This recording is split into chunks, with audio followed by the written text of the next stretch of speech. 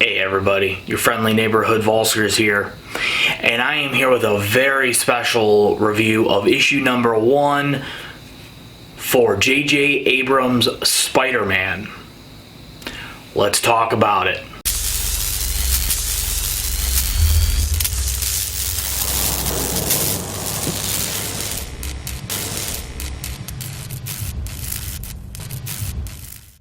Alright everybody, so like I said, we got issue number 1 of J.J. Abrams' Spider-Man.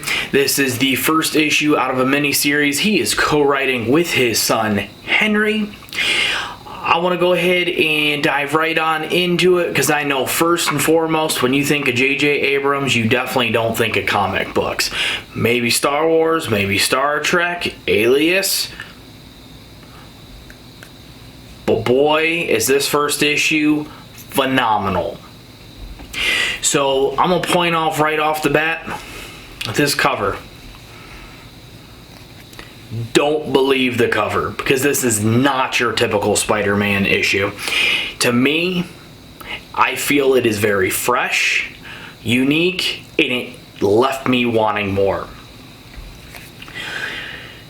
As you can tell right from the issue, typical Spider-Man, MJ, web slinging. What are you going to expect? Is this going to be, you know, a mature Spider-Man where him and MJ know each other well? Is this going to be a younger one where MJ's, you know, fascinated with Spider-Man and Peter? Well, neither of those. I'm going to start right off by saying from the very first page, you know shit's going to hit the fan when it's all black and you just see a speech bubble saying tiger. Leads right into a scene where MJ is searching around for Spider-Man, flipping the switch that she knows who he is. It does not take much longer to escalate even further. When you look into this, you start to see things are coming very fast. So they took no time to set you up where this universe or where this timeline is taking place. Honestly, I would say this issue is very Spider-Man bluish style. And what I mean by that is it really pulls on some heartstrings and really sets you in this mindset of, wow, you really feel for Peter and Spider-Man, and you wonder, what is he going to do to get out of this? Well, there is a little bit of a time jump in this to set that up, and you do eventually start working or seeing kind of a very more mature professional Peter that at this point we're not quite sure, is he still in the mantle of Spider-Man or what? They do introduce an all-new villain known as, Cadaverous, which is very unique, kind of human, cyborgish, half machine, half human. Like, it is really unique and definitely a very phenomenal jumping point. If you're a Spider-Man fan, or if you want something unique from Marvel Comics, or you're just a J.J. Abrams fan, check it out. I'm hooked after this first issue, and you can dial me in. Now, for our more in-depth review, guys, spoilers are coming. So if you do not want to know more of the story on an in-depth basis, go ahead, jump to the end of the video, send a subscribe my way, comments, thumbs up, thumbs down below. 3, 2, 1. Okay, so what in the hell, everybody? So, like I mentioned, this issue is insane. I had no idea what I was jumping into, and like I mentioned in the non-spoiler section, when you open it up to an all-black page such as this, and it just reads Tiger, you're wondering, okay, something's going on. Is he sleeping? Is she trying to wake him up? Well, neither. She is screaming out loud, MJ of course, looking for Peter, Spider-Man, in the heat of battle, and it just, destruction is everywhere in New York City, and we come to see Peter digging out of a huge bin of rubble. One arm is just busted and snapped, the bone is ripping out, and he can't even stand. Still making a little bit of jokes, you know, comical Peter, ha ha ha. MJ's not having it. She's trying to help carry him out of there, and this is when we're introduced to Cadaverous.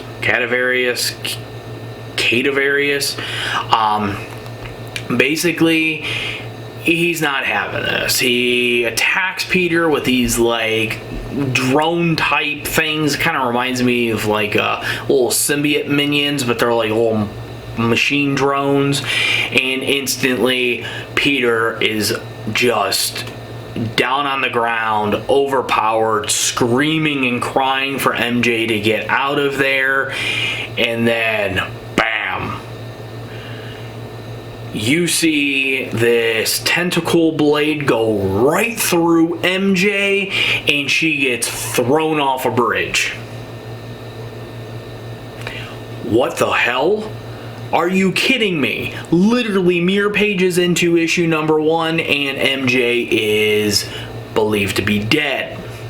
You see Spider-Man get his typical act of courage, gets out from being controlled by these machine minions, and catches her, and then it cues to the funeral. MJ is dead. Wow. Mind blown. So you're telling me issue number 1 that has Spider-Man and MJ front and center, page 4 I believe, she's slaughtered. What? And then we get this 12-year time jump, and you see this redheaded, younger, kind of punkish looking, nerdy kid. We later come, as you can tell, from the high school, bully picking on another nerd. That bully gets thrown through the door with some smart aleck comments from this redhead kid, and we later come by that this is Ben Parker, the son of MJ and Peter Parker. He is in the principal's office. Principal, you know, it appears that this is not the first time this week. He had a lot when it was multiple times within 2 days. Parker comes rushing in. Peter grabs him, and you see this dynamic type argument. We're in the car.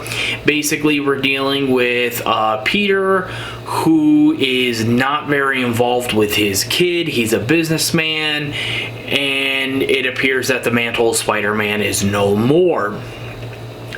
And what's crazy about this is I had to do a double take on this, because while he is yelling at Ben and trying to put him in his place, and Ben's getting smart back with him, you know, you're never here, you don't love me, what's going on? This mannequin looking claw is being moved in front of Ben's face. Going back to the scene where Peter is getting pulled out of the rubble by MJ and that busted, snapped arm, Peter is one-armed as of this time. So you have a one-armed Peter Parker in the future because of how bad his arm was mutilated by Cadaverous. What the hell? So you have a clawed Peter Parker, like little like gimp claw, like what the hell? It took me by surprise, and like I said, I had to look back a couple different times. And then the remainder of the issue focuses on Ben stumbling in like to the door to what we later find out is Aunt May's either home, or Aunt May's like there being basically the guardian for him. His hand gets stuck to the knob. Very Peter Parker-ish type scene. Can't let go, so he rips the door off. Then he starts to have nightmares, him screaming and yelling at his father, and Aunt May comes in and Ben is on the ceiling. This is where we see that Aunt May is well aware of what Peter is, because she tells him, hey, you're gonna be alright, follow me, I want to show you something.